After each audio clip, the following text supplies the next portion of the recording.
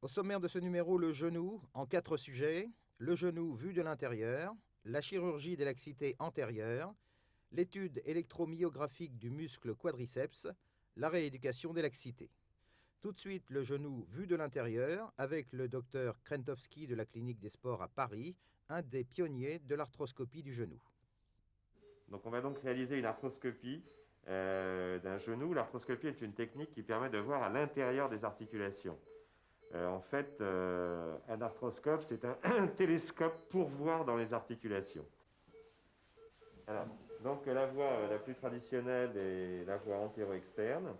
Mon pouce gauche ici est placé au niveau de l'interligne articulaire externe. Voilà, donc vous voyez que cette voie fait environ 4, 5, 6 mm. La taille pour introduire la gaine de l'arthroscope. Car je vous ai montré l'arthroscope. L'arthroscope est un instrument fragile constitué de fibres optiques. Et donc pour le protéger, on introduit d'abord une gaine. Et c'est dans cette gaine qu'ensuite sera introduit l'arthroscope. Pour introduire cette gaine, on se sert de 2 mandrins. Un mandrin à pointe acérée, qui permettra de franchir les premiers plans, capsulaires et synoviaux. Et puis ensuite, on complétera l'introduction de la gaine par un mandrin à pointe mousse, de façon à ce que lorsque nous serons dans l'articulation, ne pas abîmer le cartilage. Voilà. Donc j'ai introduit ma gaine dans le genou et dans un premier temps dans l'espace sous-quadricipital, dans l'espace sous-rotulien. Car avant de faire un geste arthroscopique, même s'il a été programmé, et c'est le cas de ce patient qui présente une lésion du ménisque interne, eh bien, on va faire une exploration complète du genou.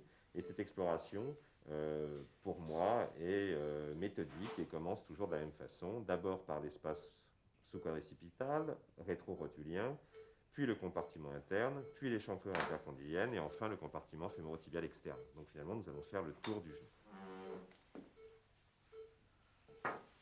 Donc je vais introduire, donc je mets mon arthroscope. Cet arthroscope, je le connecte à une source de lumière, pour qu'on puisse y voir quelque chose. Voilà, voilà, source de lumière. Ensuite, nous organisons un système de lavage, donc de façon à distendre l'articulation par du sérum, ce qui permet une meilleure vision. Et enfin, on connecte au bout de l'arthroscope cette petite caméra. Cette petite caméra que, vous voyez, je connecte ici au bout de l'arthroscope et qui nous permet donc de voir l'intérieur du genou sur un écran de télévision. Alors, je suis dans l'espace... Je suis dans l'espace sous-quadricipital, l'image est superbe. Donc vous voyez, la synoviale tapissée par ces petits vaisseaux sanguins qui apparaissent comme rouges. Et donc on va se promener dans cet espace en me reculant doucement. Je vais voir apparaître. Donc je me recule dans cet espace. Voilà, je vais voir apparaître quelque chose qui apparaît comme blanc. Alors ensuite, on va laver le genou, ce sera plus clair. Donc je recommence, je suis dans l'espace sous-quadricipital. Et me voilà ici arrivé. Ce que vous voyez en blanc, c'est la trochlée fémorale. Donc le plancher, ici vous avez le plancher du cul-de-sac qui se continue en venant donc se continuer par la trochlée fémorale qui apparaît comme blanc. Et comme mon arthroscope a une vision oblique vers le bas à 30 degrés, il suffit que je fasse tourner sur lui-même. Et en le faisant tourner sur lui-même, eh bien, il va regarder vers le haut. Et en regardant vers le haut, il découvre la rotule que vous voyez ici. Donc ça, c'est la face articulaire de la rotule. Ici, je suis au niveau de la facette articulaire interne. Ce que vous voyez en rouge là, c'est un repli synovial. Donc ici, voici ma rotule qui a l'air relativement régulière. Donc on va... là aussi, je vais laver un petit peu.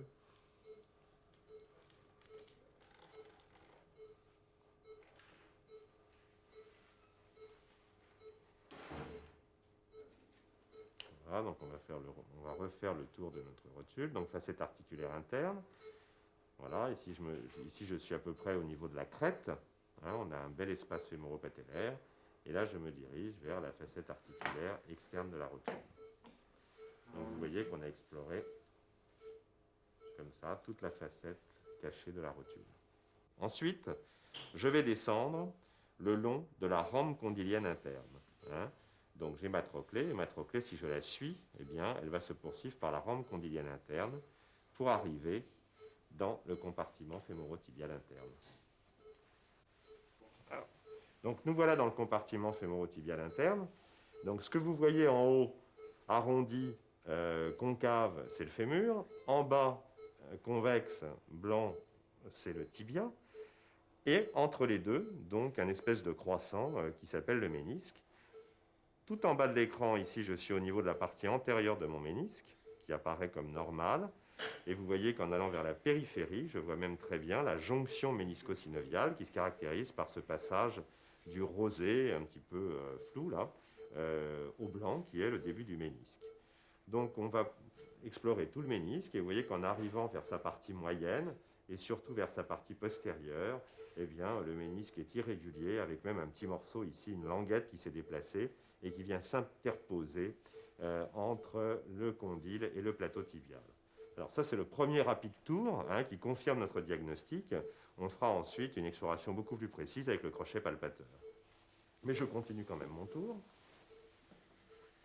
Tu me rapproches la table, s'il te plaît. Et j'arrive ici dans l'échancrure intercondylienne, où vous voyez un gros boudin blanc parcouru de vaisseau, qui est le ligament croisé antérieur. Et d'ailleurs, si je fais un mouvement de tiroir, vous allez voir sur l'écran, en faisant un mouvement de tiroir, vous voyez que ce ligament se tend. C'est donc le ligament qui part d'en haut, au niveau de... Ici, j'ai une plica, donc il va falloir que j'enlève, mais enfin, ça ne fait rien. Je vous l'enverrai tout à l'heure. Enfin, si on part comme ça, donc vers le haut, vous avez l'insertion de votre ligament croisé antérieur, et vous voyez qu'il descend vers le tibia en s'évasant en éventail, comme c'est décrit dans tous les livres d'anatomie. Et puis maintenant, je vais passer dans le compartiment fémoro-tibial externe. Donc me voilà dans le compartiment fémoro-tibial externe. Et dans ce compartiment fémoro-tibial externe, vous voyez de nouveau le condyle, qui est là le condyle externe, vers le haut, le plateau tibial en bas, et puis le ménisque externe, qui apparaît comme régulier. Et en s'enfonçant, on doit même pouvoir, oui, on voit très bien, tiens, tu tiens ma jambe comme ça très fort vers le haut, Marie-Christine, on voit même très bien le tendon du poplité, vous voyez, qui est blanc ici, et qui passe derrière le récessus méniscal externe, le récessus du poplité. Voilà. Donc, le ménisque externe, sa corne postérieure au fond, et ici on revient vers sa corne antérieure. Ok, alors on a fini la première phase qui est le rapide coup d'œil. Et maintenant, on va donc introduire, faire une voie d'abord pour les instruments et surtout pour opérer, puisque le but de ce patient, c'est de lui enlever la partie abîmée de son ménisque.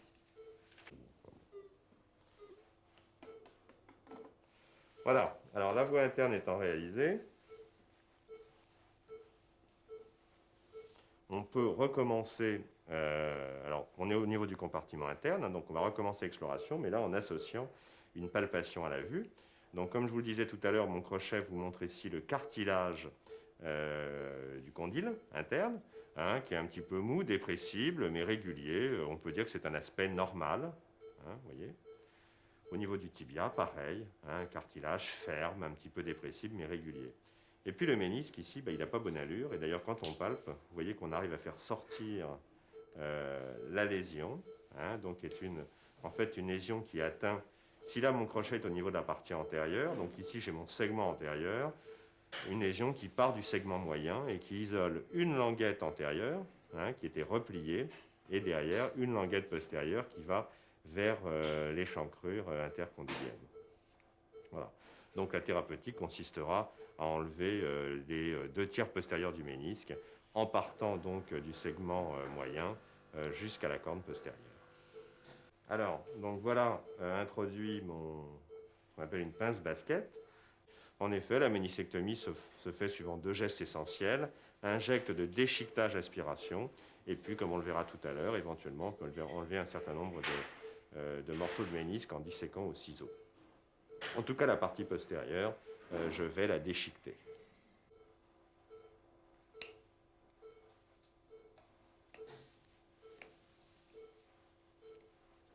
On va maintenant prendre le ciseau, hein, et puis partir, je vais vous le montrer avec mon ciseau quand il sera à l'intérieur, le voilà. Hein, donc, pour faire un geste élégant, je vais maintenant partir de la lésion ici, essayer de rejoindre mon amputation derrière pour enlever d'une seule pièce la lésion méniscale. Alors, donc ça c'est le geste le plus délicat qui consiste à faire une entaille. Est-ce que je peux passer par en dessous? Ben voilà.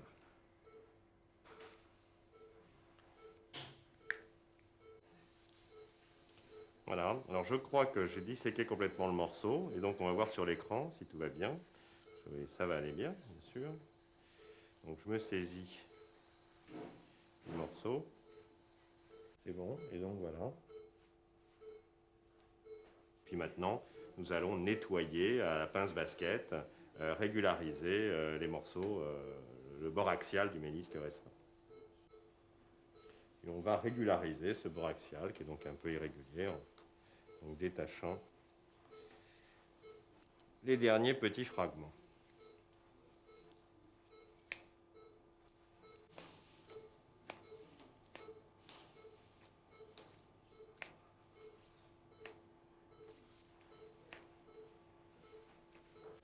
Voilà, la seule chose qui nous reste à enlever, c'est ce petit bout de corne postérieure, même de segment postérieur, on peut dire.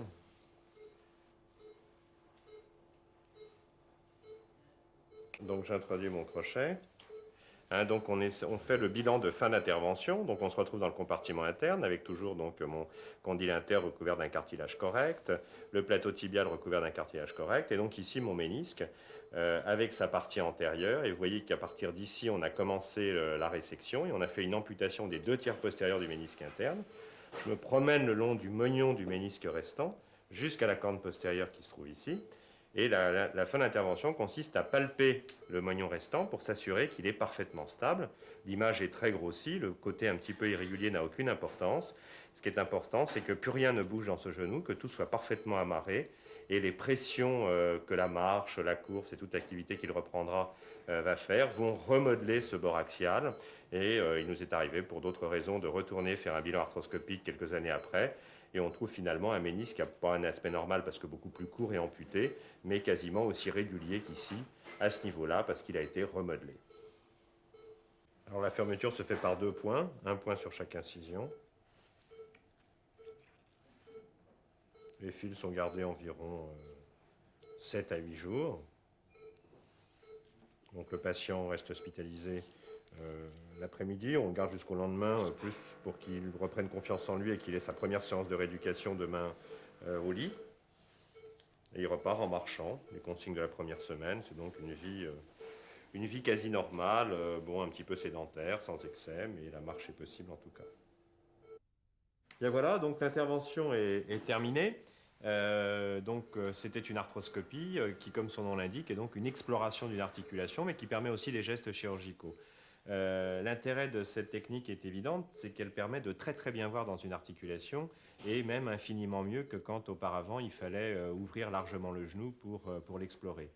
Pourquoi? Tout simplement, quand vous voulez regarder dans une pièce, eh bien, vous avez 2 techniques. Soit vous regardez en douce la porte entrouverte, et la porte entrouverte, elle ne permet pas de voir dans les recoins, même si la porte fait 2,50 m de haut. Alors que si on veut voir tous les centimètres ou tous les millimètres de cette pièce, eh bien, il suffirait de mettre un télescope, de regarder par le trou de la serrure, d'y mettre un télescope, et si en plus il a un grand angle et qu'il peut bouger, eh bien, rien ne vous échappera. L'arthroscopie, c'est pareil. C'est le trou de la serrure avec un télescope dans ce trou-là.